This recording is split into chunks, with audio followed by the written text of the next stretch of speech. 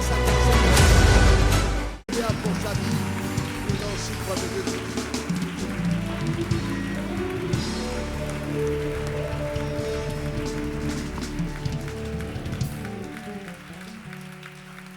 Que toute la gloire revienne à Dieu. Alléluia.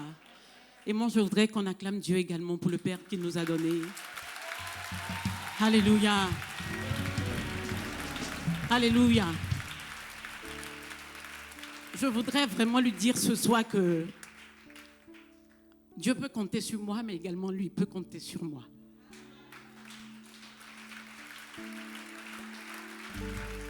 Alléluia. Bien-aimé, prie pour ton cœur ce soir et demande à Dieu de te parler. Je veux juste être un instrument entre ses mains pour faire ce qu'il a prévu ce soir. Seigneur, merci. Nous voulons remettre ces moments en tes mains. Nous te soumettons toutes choses. Que ton esprit soit à l'œuvre. Je veux dépendre de ta grâce encore. Au nom de Jésus. Amen. Amen. Amen. Il n'est pas seul, il y a une aide à côté de lui. Et j'aime bien qu'on acclame aussi le Seigneur pour elle. C'est un modèle de femme. Un modèle de femme. Un modèle de femme de pasteur. Rare dans cette saison. Modérée, sobre. Alléluia. God bless you, mommy. Vous pouvez vous asseoir. Je vous salue tous.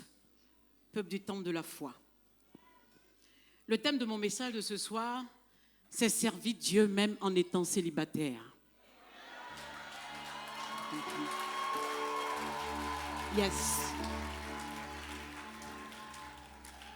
Genèse 24, verset 12 à 21. Genèse 24, verset 12 à 21. Et il dit, Éternel Dieu de mon Seigneur Abraham, fais-moi, je te prie, rencontrer aujourd'hui ce que je désire, et use de bonté envers mon Seigneur Abraham. Voici, je me tiens près de la source d'eau, et les filles des gens de la ville vont sortir pour puiser de l'eau. Que la jeune fille à laquelle je dirai, penche ta cruche, je te prie, pour que je boive et qui répondra, bois, et je donnerai aussi à boire à tes chameaux, soit celle que tu as destinée à ton serviteur Isaac. Et par là, je connaîtrai que tu uses de bonté envers mon Seigneur. Il n'avait pas encore fini de parler que sortit, sa cruche sur l'épaule, Rebecca, née de Bethuel, fils de Milka, femme de Nachor, frère d'Abraham. C'était une jeune fille très belle de figure. Elle était vierge et aucun homme ne l'avait connue. Elle descendit à la source, remplit sa cruche et remonta. Verset 17, le serviteur courut au-devant d'elle et dit, « Laisse-moi boire, je te prie, un peu d'eau de ta cruche. » Elle répondit, « Bois, mon Seigneur. » Et elle s'empressa d'abaisser sa cruche sur sa main et de lui donner à boire. Quand elle eut achevé de lui donner à boire, elle dit, « Je puiserai aussi pour tes chameaux, jusqu'à ce qu'ils aient assez bu. » Et elle s'empressa de vider sa cruche dans l'abreuvoir et courut encore au puits pour puiser, et elle puisa pour tous les chameaux. Verset 21, l'homme la regardait avec étonnement et sans rien dire, pour voir si l'Éternel faisait réussir son voyage ou non. Seigneur, ta parole est la vérité. Sanctifie-nous par cette parole au nom de Jésus. Amen. Bien-aimés, nous sommes dans une société où être célibataire semble être une maladie à partir d'un certain âge. Amen. Être célibataire est devenu comme une maladie à partir d'un certain âge. Et dans le milieu ecclésiastique où, quand on vient, on doit pouvoir trouver peut-être le soutien, la consolation, on voit surtout plus pour les femmes qui servent le Seigneur qu'elles sont marginalisées, elles sont mises à part. Elles sont même à côté, en fait. On leur accorde peu de crédibilité, comme si le mariage était une fin en soi. Je suis venue dire à quelqu'un ce soir que le mariage n'est pas une fin en soi. Amen. Et j'entends par fin en soi, le fait d'être marié ne veut pas dire que le monde s'arrête à cela. Le fait d'être marié fait partie seulement du cheminement par rapport à ce que Dieu a prévu pour chacun d'entre nous. Mais on ne peut pas charger, comme on le dit ici, pour déposer si je ne suis pas marié, donc je suis un sous-homme. Ne pas être marié ne fait pas pour nous des personnes moindres que les autres personnes. Bien aimés, nous avons nos deux mains, nous avons notre bouche, nous avons tout notre corps entier, comme la personne qui est mariée. La différence, c'est le statut. Mais le temps également viendra pour toi. Donc, le mariage n'est pas une fin en soi. Pour que nous continuions de nous lamenter comme si Dieu n'était pas là. Parce que Dieu est là et Dieu est assis et Dieu voit et Dieu sait comment il agit. Alléluia. Alléluia. Amen. Le mariage est une grâce. C'est vraiment une grâce. Parce que si ce n'était pas une grâce, toutes les belles femmes et les bonnes femmes seraient mariées en premier. Les bons hommes aussi seraient également mariés en premier. Mais tu réalises quand tu le regardes que c'est vraiment la grâce de Dieu qui fait que la personne qui est mariée est mariée. La personne qui a un enfant aussi, c'est la grâce de Dieu. Le travail qu'on fait aussi, c'est la grâce de Dieu. Tout est grâce, comme on ne cesserait de le dire. Et de ce fait, il y a certaines sœurs qui ont développé un complexe vis-à-vis des autres. À la limite, être célibataire est devenu un péché. Celui ou celle qui n'est pas mariée est bizarre, elle est complexée. Pour certaines personnes, ce n'est pas tout le monde. Et on ne sait pas où est-ce qu'on va. Mais c'est quoi le célibat? Le célibat, c'est juste le statut de quelqu'un qui n'est pas marié. C'est le statut de celui qui n'est pas marié. Cela ne veut pas dire que la personne ne va pas se marier ou pas. C'est juste un statut que la personne a de façon temporaire. Et ça peut être un choix. On voit dans la Bible que l'apôtre Paul n'était pas marié. Le Seigneur Jésus aussi ne s'est pas marié. Et eux, ils ont dit, à cause de l'œuvre, ils préfèrent ne pas se marier et rester comme ça. Et puis voilà, Jésus est parti à 33 ans. L'apôtre Paul a vécu longtemps, mais il a décidé de ne pas se marier. C'était un choix qu'il a fait. Et moi, je définis justement le célibat comme une escale technique dans l'attente de l'accomplissement de la promesse du mariage. Alléluia.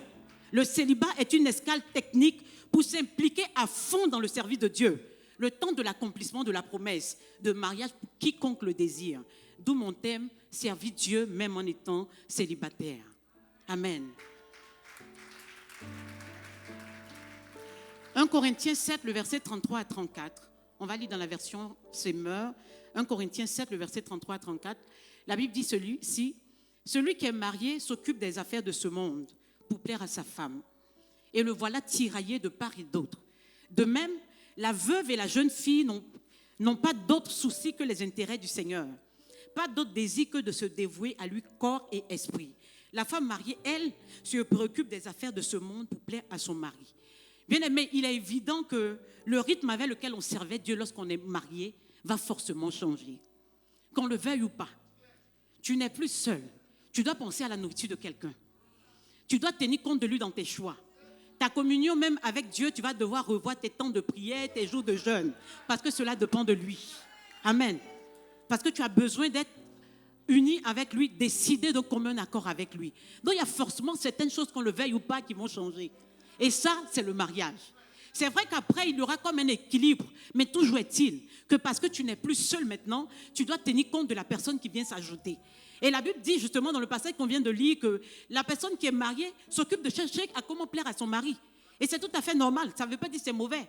Je veux plaire à mon mari et je dois tenir compte de lui. Je veux plaire à ma femme, je dois tenir compte de cela. Mais quand tu es encore libre, tu as le temps pour aller où tu veux, pour faire ce que tu veux.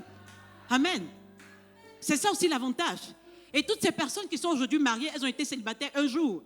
Donc ça veut dire, toi qui es célibataire aujourd'hui, demain tu seras marié. Alléluia. Alléluia. Quand tu es marié, tu as des comptes à rendre. Tu as des comptes à rendre. Souvent, quand tu n'es pas encore marié, tu te demandes, mais comment ça va se passer? Parce que tu es tellement habitué à rester seul. Mais la grâce de Dieu va nous aider. Sinon, ceux qui sont dedans, ils savent que maintenant, ils ne peuvent plus faire tout comme ils veulent. Il faut tenir compte de l'autre. Amen. Amen. On vient de lire une histoire tout à l'heure dans Genèse 24, versets 12 à 21. Et l'histoire nous parle de Rebecca qui était sûrement en âge de se marier. La Bible ne nous dit pas grand-chose sur sa vie. Mais il ressort, vu de ce passage qu'on a lu, que Rebecca était serviable et travailleuse. Elle était serviable et travailleuse. Une personne serviable est une personne qui aime rendre service, qui aime aider les autres. Et c'est même utile de commencer d'être serviable parce que nous sommes des aides pour les femmes, en devenir pour quelqu'un. Donc pendant que tu es en train de servir le Seigneur, tu es en train de te préparer à rentrer dans toi ton mariage. Amen. Amen. Donc c'est important. Elle servait. Elle était serviable. Son attitude a montré qu'elle est serviable. Elle ne connaît pas la personne. Une personne vient au puits. Lui, il avait adressé une prière à Dieu. Et il lui demande de l'eau. Elle lui donne de l'eau. Non seulement elle lui donne de l'eau, elle a remarqué qu'il était avec des chameaux. Il avait 10 chameaux quand on lit l'histoire. Il est venu avec 10 chameaux. Et elle a dit, je vais puiser pour toi. Non seulement toi, tu vas boire et je vais donner aussi à tes chameaux.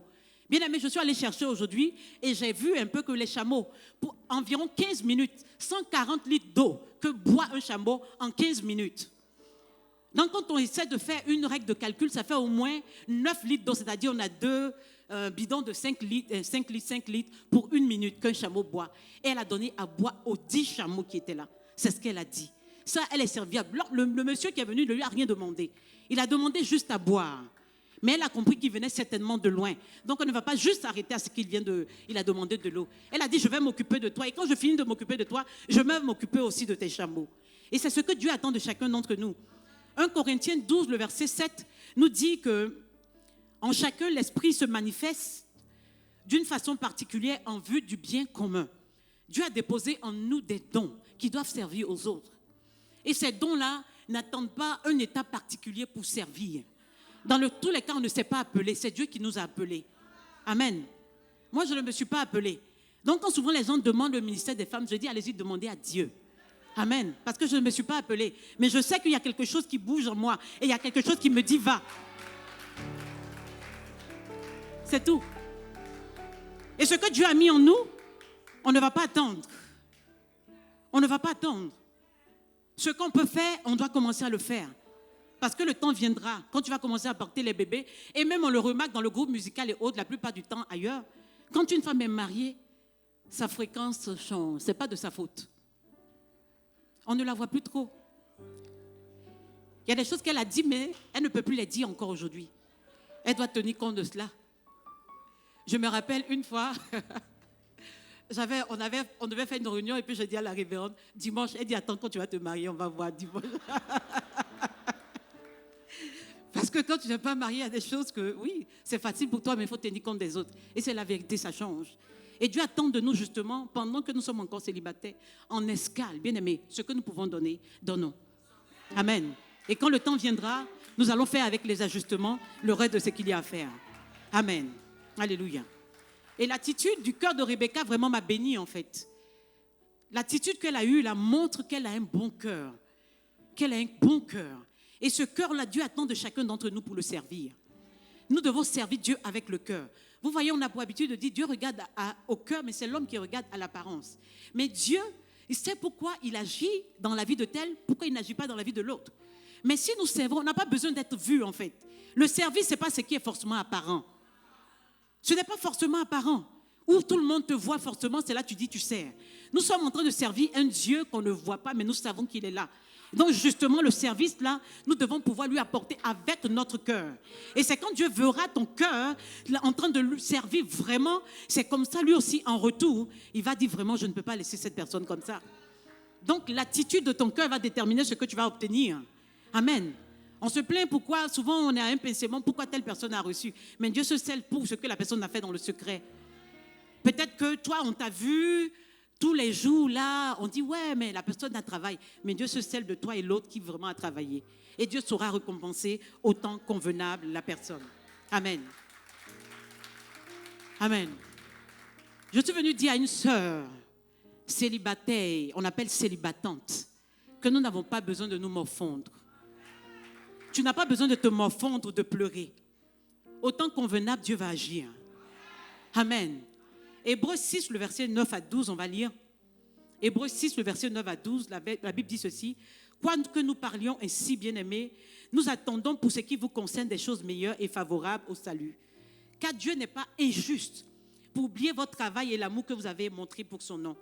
Ayant rendu et rendant encore des services aux saints, nous désirons que chacun de vous montre le même zèle pour conserver jusqu'à la fin une pleine espérance, en sorte que vous ne relâchiez point et que vous imitiez ceux qui, par la foi et la persévérance, héritent des promesses.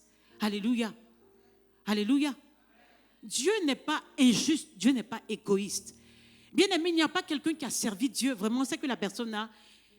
Je ne crois pas que ce soit le Dieu que nous servons, que cette personne ait vraiment servi, bien n'a pas compris certaines choses. Mais personne ne peut servir Dieu, et puis Dieu en retour ne s'occupe pas de toi. Ce n'est pas possible.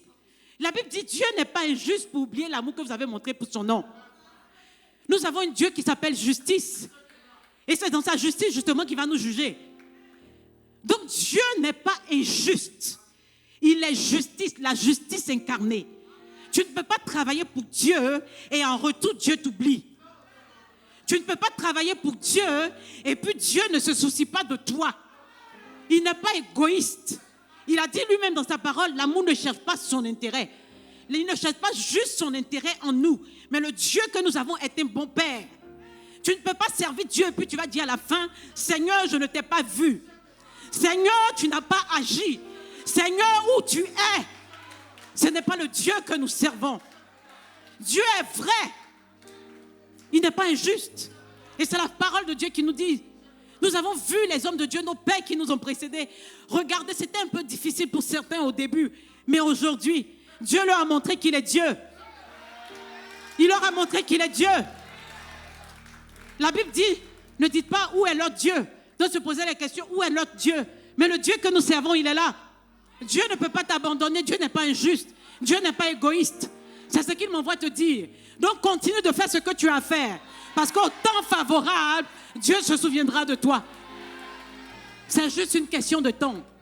Qu'est-ce qu'il a dit dans Habakkuk 2, verset 4? Il a dit, si elle tarde, attends-la. Attends. Dieu n'est pas injuste. Dieu n'est pas injuste et il n'est pas égoïste. J'appuie sur le mot. Il ne pense pas seulement à lui. Jésus a dit quoi quand Pierre lui a posé la question?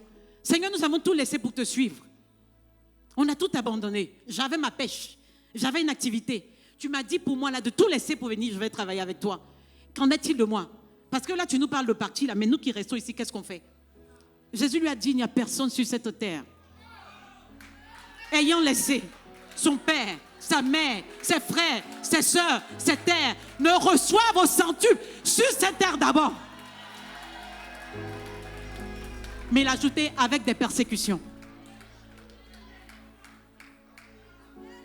Parole de Jésus-Christ de Nazareth. Dieu n'abandonne pas. Il ne te laissera pas. Dis-moi si dans ta petite marche, même Dieu t'a déjà abandonné. Jamais. Tu peux juste compter ses bienfaits. C'est la garantie parce qu'il ne t'a pas abandonné maintenant qu'il va continuer. Dieu est vrai. Dieu est vrai. Dieu est vrai. Donc, quelle attitude nous devons adopter, bien-aimés, dans l'attente du mariage, parce que ça va venir. Si c'est ton désir, ça va venir. Mais quelle attitude tu dois adopter, bien-aimé? Il faut garder ton intégrité même si le temps passe. Je parle à quelqu'un? Il faut garder ton intégrité même si le temps passe. Je citais tout à l'heure Habakkuk 2, verset 4. Il a dit, attends là. Si la promesse, on n'a pas dit, il faut aller la chercher. Il y a des promesses qu'on va chercher, il y a d'autres, tu attends, elle vient te trouver. Amen. Et le mariage, ce n'est pas à la femme surtout d'aller courir après l'homme. Ce n'est pas à la femme, parce qu'on a trouvé maintenant des techniques. Il faut que je vais aller dans tous les restaurants, je vais faire tous les cinémas, je vais passer partout. Mais tout, c'est tout que tu as fait là. Est-ce que tu l'as trouvé?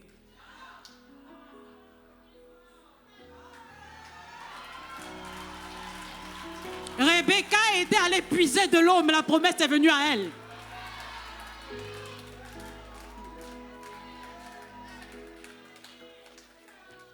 La promesse est venue trouver Rebecca. Elle ne s'imaginait même pas. La promesse est venue la trouver. Amen. Gardons notre intégrité. Femme, garder son intégrité, ça veut dire quoi?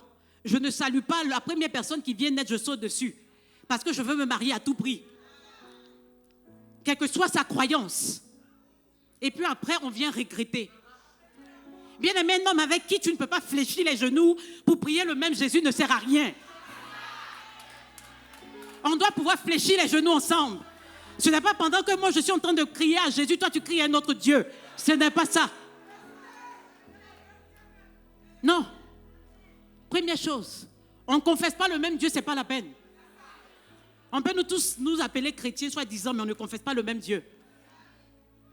Et vous allez remarquer, bien aimé, même dans la religion musulmane, un vrai musulman ne peut pas épouser une chrétienne. Non. C'est pas possible. Un vrai musulman ne peut pas épouser une chrétienne.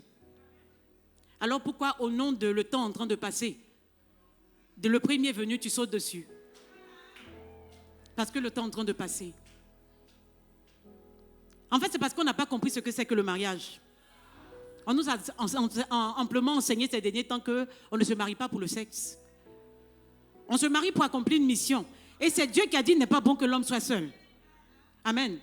C'est lui qui a réalisé qu'il n'était pas bon que l'homme soit seul et lui a fait une lettre semblable. Donc Dieu sait qu'il n'est pas bon que tu sois seul. Et au moment convenable, il en verra. Et même s'il ne le fait pas, tu vas le régner. Qui t'a envoyé sur la terre? Qui nous a envoyé sur la terre? Il nous a envoyé pour une mission, pour un mandat. Il a dit d'être fécond, mais il y a quand même des eunuques. Et la Bible dit que c'est par la volonté de Dieu qu'ils le sont. Mais si tu aspires au mariage, c'est que ce n'est pas ton cas. Ça va venir. Mais ne te vends pas, ne te brade pas, femme. Ne te brade pas à cause du mariage. La façon dont tu rentres, c'est comme ça on va te considérer aussi dedans.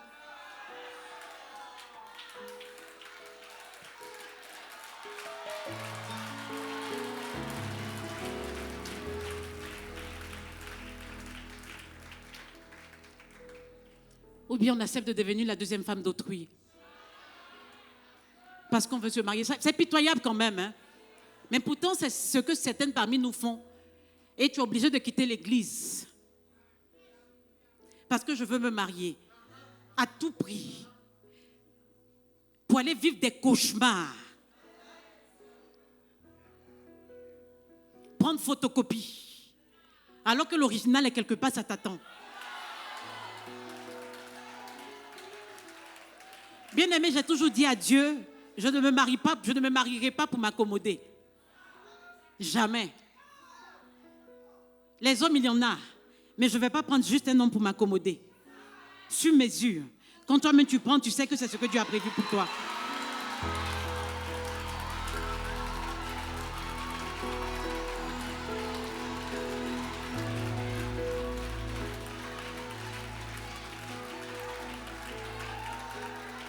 Amen.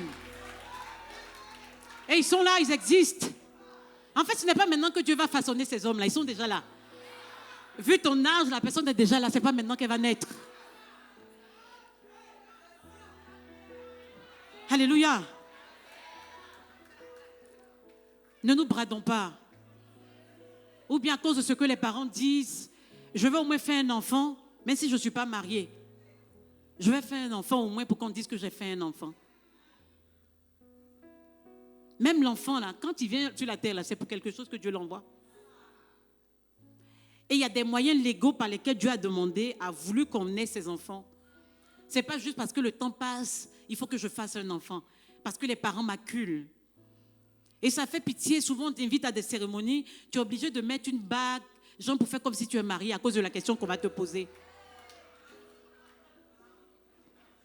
À cause du regard des autres. Bien-aimés, nous vivons pour Dieu. C'est à Dieu que nous devons rendre compte. Et le mariage, comme j'ai dit, c'est une grâce. Du moment où c'est une grâce, ma soeur, si tu es mariée, gloire à Dieu pour toi. Mon temps arrive, je n'ai pas besoin de faire comme si, juste pour... Non. Ou bien tu t'en vas faire j'ai l'honneur à l'homme. La Bible dit, c'est pourquoi l'homme quittera. Genèse 2, verset 24. C'est pourquoi l'homme quittera son père et sa mère. C'est l'homme qui quitte. Ce n'est pas la femme qui va chercher elle-même mari. Ce n'est pas ce que la Bible a dit. Ce n'est pas ce que la parole de Dieu a dit pour nous, ses enfants. Soit disant, on est dans un monde évolué. Donc toi, mais tu peux aller chercher ton mari. Mais si c'est toi qui l'as trouvé, toi-même tu allais le chercher, tu l'as envoyé pour déposer, tu as tout fait, non? D'accord, mais tu vas continuer. Mais est-ce que l'amour sera vrai? C'est pas sûr. Parce qu'on veut se marier à tous les prix. Bien-aimé, on n'a rien de moins. C'est juste le statut qui a changé. Et Dieu est fidèle. Le Dieu que nous servons, il est fidèle. Il va agir pour chacun d'entre nous. Restons dignes. Restons dans la pureté. Et laissons Dieu faire son œuvre. Laissons Dieu faire son œuvre. Quel que soit le temps que ça prend. Parce qu'à force de nous fatiguer comme ça, tu n'as rien eu même en te fatiguant. Tout ce temps de tourner, et tu réalises que si tu avais attendu depuis même, peut-être que tu aurais eu ce pour lequel tu as tourné jusqu'en... Tu n'as rien eu. Tu es allé jusqu'en tu es ressorti de là. Tu as 6. Tu es devenue une femme seule et amère. Parce que tu voulais te marier à tout prix. Parce que ma camarade est mariée. Vous avez vu les doigts? Est-ce que les doigts sont pareils? Non. Les doigts ne sont pas pareils. Elle s'est mariée aujourd'hui, gloire à Dieu. Même si c'est à la fin. Je préfère encore qu'on reste comme ça et puis à la fin on dise à Dieu, Seigneur, j'ai cru en toi. J'ai cru en ta promesse. Me voici. On dit quoi? On dit quoi? Mais que d'aller me brader pour souffrir. Parce que toutes les amis de ma génération se marient, donc je dois me marier. Mais justement, tu n'es pas encore marié parce que toi, tu es unique et spécial. Amen. Amen. Tous les autres sont montés dans l'arche, non? La girafe a couru, le guépard et tout. Mais on a attendu la tortue. On a attendu l'escargot.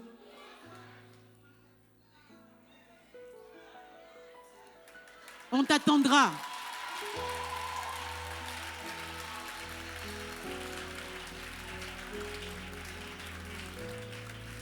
On t'attendra parce que Dieu est fidèle. 1 Corinthiens 11, 11, la Bible dit ceci. Toutefois, dans le Seigneur, la femme n'est point sans l'homme, ni l'homme sans la femme. La Bible précise toutefois dans le Seigneur. S'il avait dit juste la femme n'est point sans l'homme, ni la femme sans l'homme, oui, on aurait compris qu'il veut parler du contexte général. Mais il dit dans le Seigneur. Ça veut dire dans le Seigneur, toute femme qui veut se marier, il y a un homme pour toi. Dans le Seigneur. Il a précisé dans le Seigneur. Ce n'est pas dans le monde, mais dans le Seigneur. Et qu'est-ce que lui-même nous dit dans Matthieu 6 et suivant? Matthieu 6, à partir du verset 31 et suivant. Il dit, ne vous inquiétez donc point du lendemain. Si Dieu nous dit de ne pas nous inquiéter pour les détails de la vie, c'est pour les choses fondamentales que Dieu il ne va pas s'en soucier. Il a dit de ne vous inquiéter de rien. Le lendemain, là même, tu n'as même pas besoin de t'inquiéter. C'est ce que Dieu nous dit. Ça veut dire qu'il s'en charge. Dans tous les cas, comme il le dit, qui par son inquiétude a pu changer quelque chose? Rien. L'inquiétude ne change rien en fait. Ça nous crée du stress, de l'angoisse, des troubles psychosomatiques inutilement. Mais ça ne change rien. Et s'inquiéter, c'est démontrer à Dieu que Seigneur, c'est vrai que tu as dit, hein, mais je ne suis pas très sûr que tu vas faire. Alors que Dieu veut voir quoi en nous? La foi. La Bible dit sans la foi, on ne peut pas lui être agréable. C'est la foi que Dieu veut voir en nous. Donc, chère sœur, cher frère, pendant que tu es encore seul, continue de servir le Seigneur avec ton cœur. Sers-le comme tu peux. Parce que ce moment viendra dans ta vie, c'est une étape que Dieu a prévue, où tu ne pourras plus faire tout ce que tu veux librement parce que tu auras quelqu'un dont il faudra en tenir compte. Mais entre-temps, garde ta dignité, sois pur. Quand on te regarde, il ne faut pas te solder, te brader. À combien de poussants juste pour un mariage? Non. Non. Et comme on a dit, c'est l'homme qui marie. C'est lui qui va demander la main. La seule chose que tu peux faire peut-être, c'est dire, Seigneur, ouvre ses yeux où il est là. Ouvre ses yeux. Parce qu'il est assis, peut-être il ne me voit pas, ouvre ses yeux. Et Dieu ouvre les yeux, hein. Vous savez ça? Voilà, ou bien tu l'appelles. Et Dieu va ouvrir ses yeux. Il y a beaucoup de frères qui sont assis à l'église, Dieu a besoin d'ouvrir leurs yeux. Amen. Ah oui? C'est vrai, hein? Vous êtes venus aussi à Isha, non? Amen. Il ne voit pas. Quelqu'un qui t'a eu, il vient et prend. Vous êtes assis ici. Après, vous êtes étonnés. Ouvrez vos yeux. Vous voulez vous marier. Vous aussi, vous êtes des hommes. Vous n'êtes pas encore mariés. C'est vous. Ce n'est pas la femme qui va aller vers vous. Donc, ouvrez vos yeux. Priez pour que Dieu vous montre une bonne sœur. Parce que ce n'est pas à elle de faire la démarche, de faire la cour à l'homme. Ça ne fait pas partie des principes de notre royaume. Amen. Amen. Et je veux dire aux mamans, ce sont elles qui stressent leurs enfants. Arrêtez de stresser vos enfants. Tu te maries quand même, elle va prendre n'importe qui. Juste parce que tu veux qu'elle quitte ta maison. Elle va aller louer sa maison, elle va vivre seule. La pression de l'âge passe. Ce sont les mamans qui mettent la pression. Les papas, mais souvent ça va. Mais les mamans, si tu es une maman et que tu es dans le Seigneur, s'il te plaît, prie dans le secret pour ta fille. Il ne faut pas la culer comme ça. Parce qu'elle va les prendre aussi et puis après on va dire. Prions pour nos sœurs.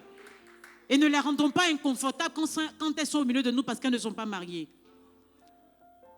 Ne les rendons pas inconfortables. En tant qu'Église, on a entendu parler de certaines églises, tu es servant de Dieu, tu n'es pas marié. Quel que soit ton don, il est déjà bloqué. Mais pourtant, on est serviteurs de Dieu. Est-ce que c'est ce que Dieu a dit? Guérissons nous-mêmes pour que les autres aussi nous voient autrement. Une célibataire n'a rien de moins que l'autre. Elle est juste une sœur, un frère en attente de son tour pour rentrer là où ceux qui sont mariés sont rentrés. Elle se prépare, elle a juste à bien se préparer. Pendant ce temps, elle servait le Seigneur. Rebecca est en train de travailler. Le mariage est venu à elle. Amen.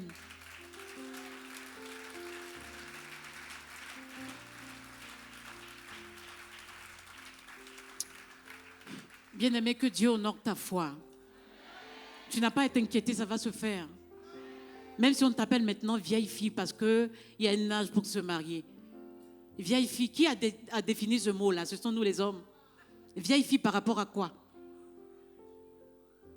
Dieu t'appelle juste ma fille, mon enfant. Nos regards sont sur lui. Dans tous les cas, qu'est-ce qu'on peut faire? C'est d'attendre. Donc attendons avec la bonne attitude.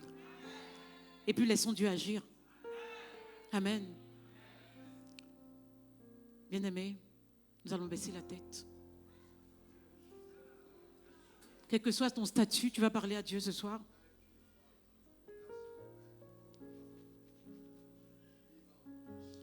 Tu es dans l'attente, tu vas lui parler. Tu es une maman, tu as acculé ta fille, tu vas toi-même te repentir et demander à Dieu de te venir en aide. Seigneur, merci de nous aider. Au nom de Jésus. Amen. Amen. Amen.